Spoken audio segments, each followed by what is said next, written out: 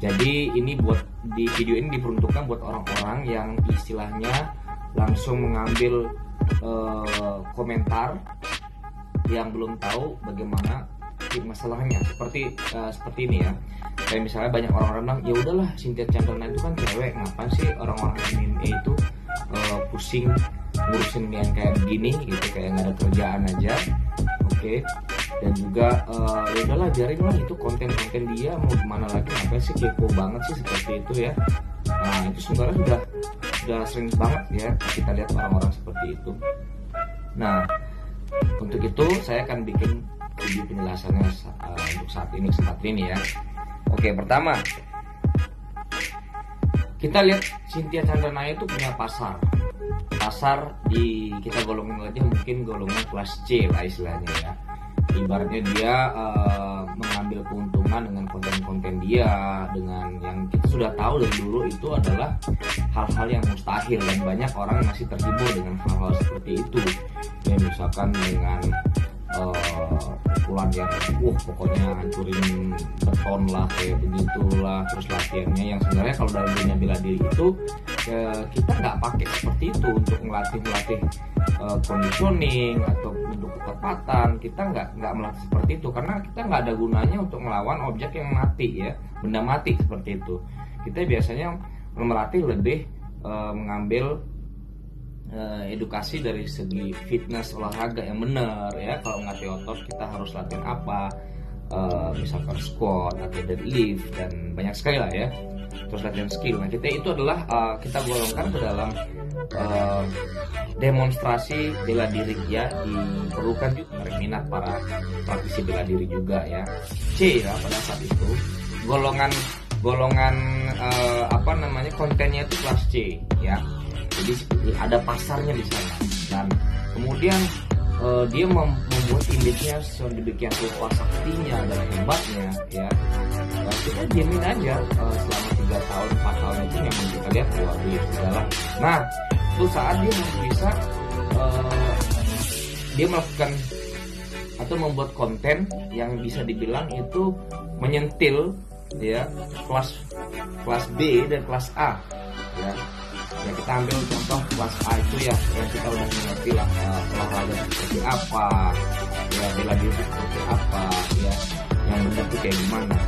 Jadi bukan demonstrasi ya. Nah dia menyentil MMA dan dia berani membandingkan. Nah ini masalahnya adalah ketika dia berani membandingkan dirinya dia dengan seni bela diri yang lain, itu sebenarnya udah keluar jalur dan bahaya itu kan. Contohnya gini deh, lu punya agama tiba-tiba dikutak-kutik ya begini-begini, marah nggak? Nah kayak seperti itu. Nah diminta pertanggungjawaban. Nah itu titik permasalahannya adalah Cynthia Chandra ini membandingkan dirinya dia yang sakti ini dengan golongan kelas A ya, sport kelas A yang combat, yang sudah kita bilang ultimate. MMA itu udah ultimate, semua gabungan bela diri ada di sana. Dan akhirnya dia membuat dirinya dia dipertanyakan oleh golongan kelas A ini. Jadi ibaratnya, oh kamu udah berani masuk ke ranah saya nih istilahnya. Tadi kan kamu pasalnya kelas C aja nih misalkan, dan kamu harus berani bersikap dan bertanggung jawab atas apa yang kamu omongin. Nah dari sanalah ibaratnya tim bela diri bersatu yang memang itu datang untuk melihat, walaupun sebenarnya kita sudah tahu ya, kita semua orang udah tahu bahwa ini sebenarnya istilahnya bohongan lah. Kita kadang-kadang dengan niat orang-orang bela diri bersatu ini karena sebenarnya untuk mengedukasi satya itu, karena pada saat itu juga masih banyak orang yang datang aja ke sana gitu. Dan akhirnya sekarang berbalik semuanya menyerang tim Cynthia Chandra ini karena sudah bisa membuktikan ya kan.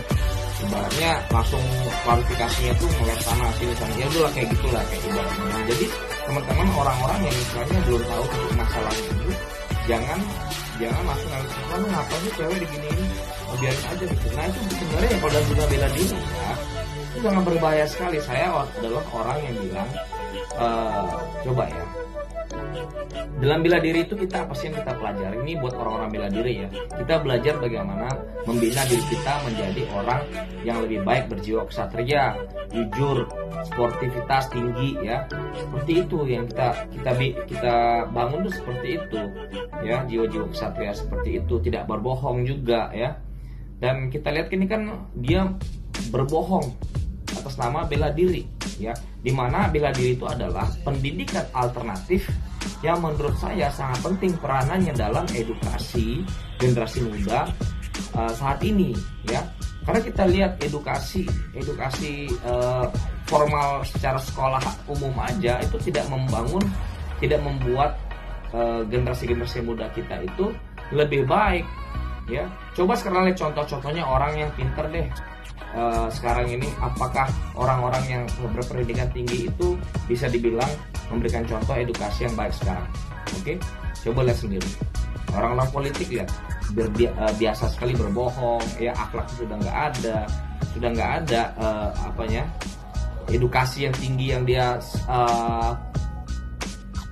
pernah ikuti itu tidak berguna sama sekali. Ibaratnya karena pendidikan formal itu mengajarkan kita untuk menjadi sukses, menjadi kaya, mencari uang ya, untuk hidup dalam sebuah sistem ini ya, seperti itu. Jadi ibaratnya pendidikan bela diri ini adalah pendidikan yang bisa dibilangin alternatif dan sangat berpengaruh besar sekali. Untuk itu kenapa orang-orang bela diri bersatu MMA itu berani masuk ke ranah seperti ini. Anggapannya langsung memberikan sebuah edukasi, jangan kau rusak lagi, tolonglah. Kita cukup lah, orang-orang politik udah banyak berbohong ya, udah banyak begini-begini untuk menghasilkan uang. Nah sekarang coba lu sekarang bela diri, lu juga bohongin juga kayak gitu dengan setelah bertahun-tahun berlatih begini dengan ridho Allah segala macam, lu bawa Tuhan lagi lah segala macam kayak gini, itu bohong, udah berbohong. Dan dia tuh apakah ibaratnya tidak ada hati nuraninya dia itu berbohong seolah-olah dia tuh jago, dia tahu dia tuh ngedit. Coba kayak gitu.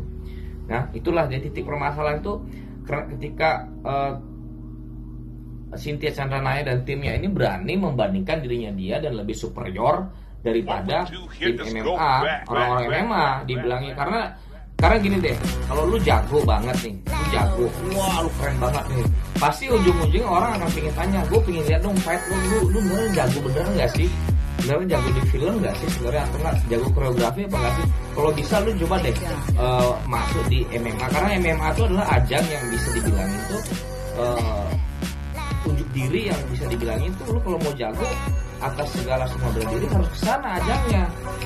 Jadi mungkin si Cynthia Chandranaya gerah selalu diomongin seperti itu, MMA, ikut MMA. Kemudian dia bikin alasan-alasan, kita bela diri kita ini nggak buat pertandingan, dia silakan aja dengan rendah hatinya, dia silakan aja kayak kalau teman-teman yang mau berprestasi silakan aja, tapi sementara dia menunjukkan berapa medali-medali yang nggak tahu dari mana, nggak jelas itu ya, katanya dia nggak mau perlombain. Terus kemudian dia bilang kalau misalnya ikut sangat berbahaya sekali ya, karena kalau orang bisa mati lah, bisa beginilah. Temen, lu pikir mukul orang itu segampang itu mati ya? Kita nih diikut ya, badan ini sangat kuat banget ya. Ini kita bilang nih daging kita nih kuat sekali ya. Saya juga pernah berpikir kalau saya pukul orang bisa mati, nggak segampang itu. Lu coba deh ya, Cynthia Chandranaya ya, dengan konten-konten lu seperti itu. Dan juga ada orang yang bilang, kalau di Cina bener ada. Iya, di Cina semua tuh kebanyakan orang-orang itu melatihnya bertahun-tahun, bener tangannya bentuknya kayak gimana besarnya, ototnya pun udah kelihatan. Ya kalau Cynthia ini apa sebenarnya?